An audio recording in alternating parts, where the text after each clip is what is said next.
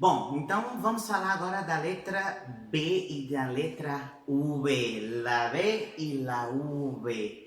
Por que eu coloquei essas duas letras aqui juntas, né? Principalmente porque a letra V tá lá no final do alfabeto. Por que eu juntei essas duas letras? O que acontece? Essas duas letras, elas têm um som bem parecido no espanhol, tá? Inclusive, gente, isso é uma coisa interessante, porque, por exemplo, quando a gente está escutando, né? Quando a gente escuta o nativo falar, quando a gente escuta o espanhol, às vezes a gente tem dúvida. A palavra escreve com B ou com V. É uma dúvida que nós brasileiros temos o tempo inteiro. Por que a gente tem essa dúvida? Pelo som das duas letras serem muito parecidos, ok?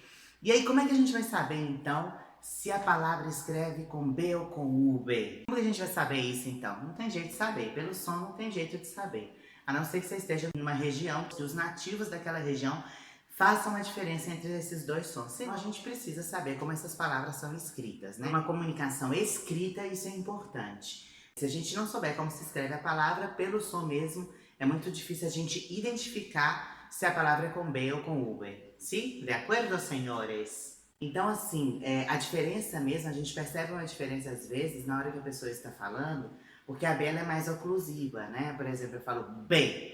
E a UB é menos oclusiva, eu falo UB, tá vendo? Eu fecho menos a boca. Mas o som, no final das contas, é praticamente o mesmo, né? Algumas regiões mais fronteiriças, assim, com o Brasil e tal, eles fazem um som mais parecido com o nosso V, tá?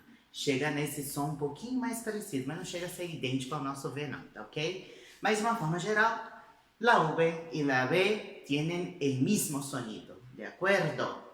E aí, outra coisa que é interessante, para poder provar isso que eu tô falando, né? La B e la V tem mais ou menos o mesmo sonido, é a forma que os latinos chamam essas duas letras, né? Os latino-americanos gostam de chamar essa letra aqui, ó, de B larga. E essa aqui, ó, de B corta.